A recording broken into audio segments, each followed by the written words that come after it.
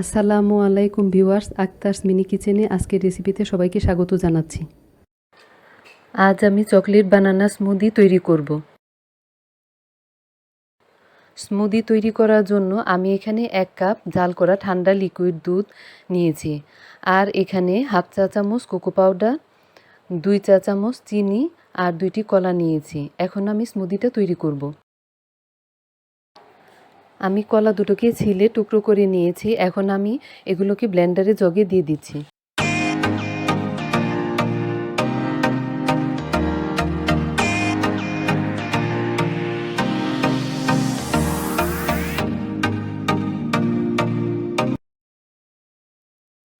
এরপর এখানে লিকুইড দুধটা দিয়ে দিচ্ছি।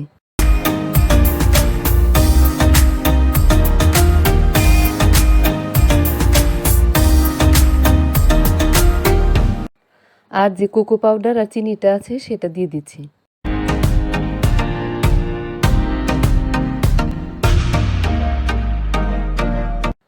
এখন সব কিছু একসঙ্গে ব্লেন্ড করে নিব।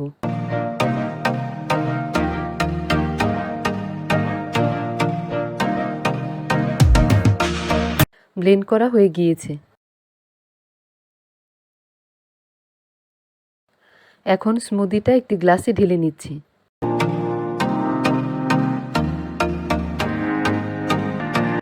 তৈরি হয়ে গেল ভীষণ মজাদার চকলেট বানানা স্মুদি।